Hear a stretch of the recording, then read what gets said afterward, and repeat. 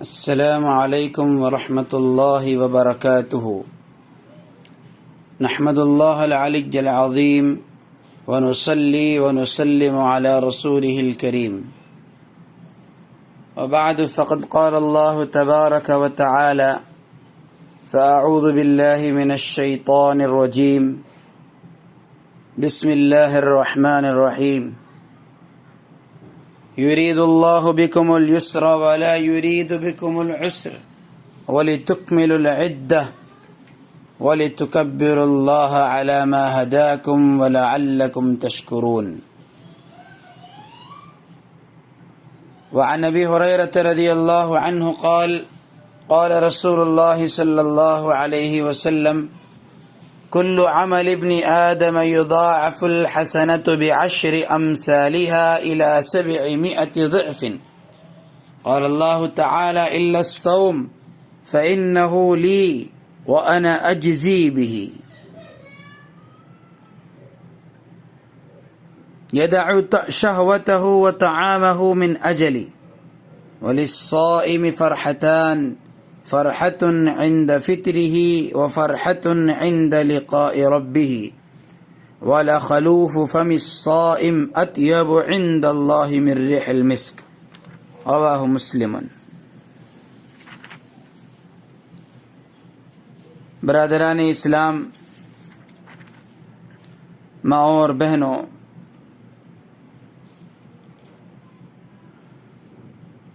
رمضان کا مہینہ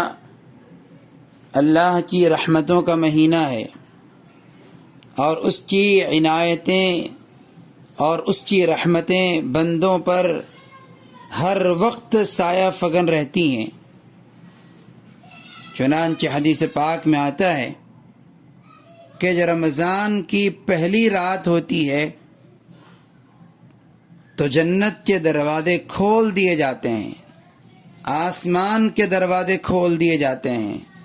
اللہ کی رحمت کے دروازے کھول دیے جاتے ہیں، پس کوئی دروازہ اس کا بند نہیں ہوتا، اور دوسری طرف جہنم کے دروازے بند کر دیے جاتے ہیں اور شیاطین کو جکڑ دیا جاتا ہے تاکہ بندوں کو عبادت کرنے میں سہولت ہو اور انہیں اعمال میں کسی طرح کی رکاوٹ اور دقت نہ ہو، اس لیے کہ اللہ اپنے بندوں پر بے انتہا مہربان ہیں۔ اللہ نے جتنے عبادتیں اور جتنے احکام اپنے بندوں کو عطا کیے ہیں ان میں سہولت ہے، عافیت ہے اور برکت ہے۔ اللہ اپنے بندوں کے ساتھ آسانی اور سہولت کا معاملہ کرنا چاہتے ہیں۔ چنانچہ ماہ رمضان کے متعلق جو آیتیں قرآن کریم میں ہیں اسی میں یہ بھی مضمون ہے: یرید اللہ بکم الیسر ولا یرید بکم العسر، کہ اللہ اپنے بندوں کے ساتھ آسانی کرنا چاہتا ہے، اللہ اپنے بندوں کو مشقت میں اور مشکل میں ڈالنا نہیں چاہتا۔ سورۃ الانبیاء میں، سورہ حج میں ارشاد ہے: ما جعل علیکم فی الدین من حرج، کہ اللہ نے دین میں تمہیں کسی طرح کی مشقت نہیں رکھی ہے، دین میں کسی طرح کا کوئی مشکل حکم تم کو نہیں دیا ہے کہ وہ کام تم سے نہ ہو سکتا ہو، بلکہ اللہ اپنے بندوں کے ساتھ اتنی مہربانی فرماتے ہیں کہ بندوں سے جو کام ممکن ہے اور جو عبادت بندوں سے ہو سکتی ہے ویسی ہی عبادتیں اللہ نے فرض فرمائی۔ چنانچہ نماز دن و رات میں 5 وقت فرض فرمائی ہے، اور زکوٰۃ سال میں 1 مرتبہ فرض کی ہے۔ اسی طرح روزے سال میں صرف 1 مہینے کے فرض فرمائے ہیں، باقی 11 مہینوں میں ہم کھائیں پیئیں اور اپنے نفس کے جائز تقاضوں کو پورے کریں، لیکن 1 مہینہ رمضان کا مہینہ ایسا ہے جس میں بندے کو اپنی مرضی اللہ کی حکم کے تابع کرنا ہوگا، اور دن بھر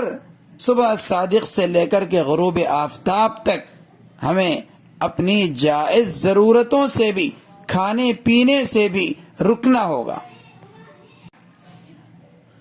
روزہ تمام عبادتوں میں اللہ کو بہت محبوب اور پسندیدہ عبادت ہے،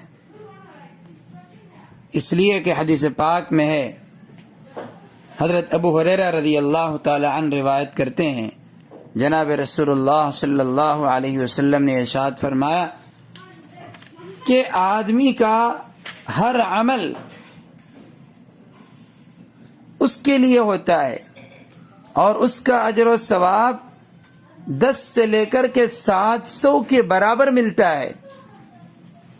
لیکن اللہ جل شانہ کا ارشاد ہے، حدیث قدسی ہے، الا الصوم فانه لی وانا اجزی به۔ روزہ تمام عبادتوں سے مختلف ہے، اس کی اہمیت سب سے جدا ہے اور اس کی نسبت اللہ کے ساتھ ہے۔ فَإِنَّهُ لِي، اس لیے کہ روزہ میرے لیے ہے اور اس کا بدلہ میں خود دوں گا، اس لیے کہ اور عبادتوں میں ریاکاری کا، دکھلاوے کا، نام و نمود کا احتمال ہوتا ہے۔ آدمی نماز میں ہے، ہو سکتا ہے کہ وہ کسی کو دکھلانے کے لیے نماز پڑھ رہا ہو، وہ حج کر رہا ہے، ہو سکتا ہے کہ وہ حاجی کہلانے اور شہرت کمانے کے لیے حج کر رہا ہو، وہ صدقہ و خیرات کرتا ہے تو ہو سکتا ہے کہ وہ دوسروں کے سامنے اپنی واہ واہ کروانا چاہتا ہو، لیکن روزہ ایک ایسی عبادت ہے جو ظاہر نہیں ہوتی ہے۔ اس لیے اللہ تعالیٰ فرماتے ہیں یدعو شہوتہ وطعامہ من اجلی، کہ بندہ اپنی خواہش کو اور اپنے کھانے پانی کو میرے لیے چھوڑتا ہے، لہذا روزہ خالص میرے لیے ہے اور اس کا ثواب میں خود عطا کروں گا۔ اور ظاہر ہے جب اللہ جل شانہ خود بندے کو اس کے روزے کا ثواب دینا چاہیں اور اللہ خود اپنی طرف سے اس کا اجر و ثواب دیں تو اللہ اپنے شائن شان دیں گے، اس کا کوئی حساب اور اس کا کوئی اندازہ نہیں کر سکتا اور اس کی کوئی مقدار متعین نہیں کر سکتا کہ وہ 700 سے لے کر کے 7,000 دے، 7 لاکھ دے اور بے حساب دے، اس لیے کہ اللہ کا ارشاد ہے واللہ یرزق من یشاء بغیر حساب، اللہ اپنے بندوں میں جس کو جتنا چاہتا ہے بے حساب دیتا ہے۔ شرط یہ ہے کہ اخلاص سے رکھا جائے، آداب کے ساتھ روزہ پورا کیا جائے اور روزے کے جو آداب ہیں اس کا پورا لحاظ رکھا جائے۔ روزے کی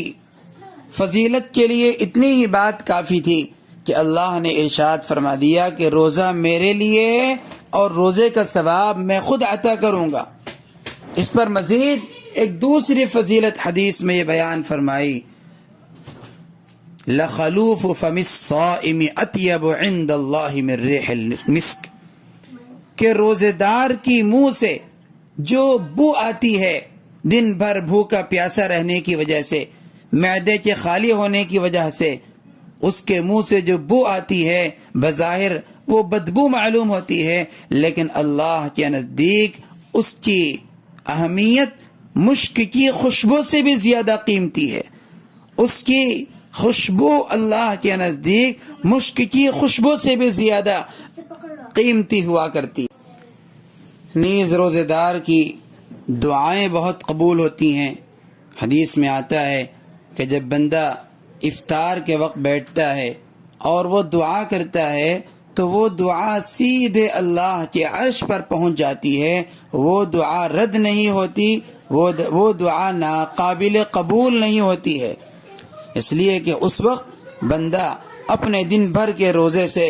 تھکا ہارا اللہ کی رضا کا طالب ہو کر اللہ کے سامنے ہاتھ پھیلاتا ہے تو بندے کی اس دعا کو اللہ تعالی ضرور قبول فرماتے ہیں۔ حدیث میں آتا ہے للصائم فرحتان، فرحت عند فطرہ وفرحت عند لقاء ربہ، روزے دار کو 2 خوشیاں حاصل ہوتی ہیں۔ ایک خوشی اس کے افطار کے وقت ہے کہ اس نے دن بھر کا روزہ پورا کیا، اللہ کے فریضے کو پورا کیا۔ اور دوسری خوشی جو ہوگی وہ اپنے رب سے ملاقات کے وقت ہوگی کہ اس وقت اپنے مولا کے یہاں اپنے روزے کا اجر و ثواب دیکھے گا کہ اس کی امید سے زیادہ، اس کی توقع سے زیادہ اس کو ثواب مل رہا ہوگا، تو اس وقت بھی بندہ جو خوش ہوگا اس کی خوشی کا کوئی اندازہ نہیں کر سکتے۔ لہذا اس مہینے کی ہم پوری قدر کریں اور مکمل پابندی کے ساتھ روزے رکھیں اور ادب کے ساتھ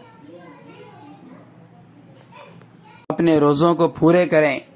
اور اللہ تعالی سے دعا بھی کرتے رہیں کہ اللہ تعالی ہمارے روزوں کو قبول فرمائے اور کسی بھی طرح کی کمی کوتاہی کرنے سے ہماری حفاظت فرمائے، اور جو بھول چوک روزوں میں ہو جائے اللہ تعالی اس کو معاف فرمائے۔ وآخر دعوانا ان الحمد للہ رب العالمین، والسلام علیکم ورحمۃ اللہ وبرکاتہ۔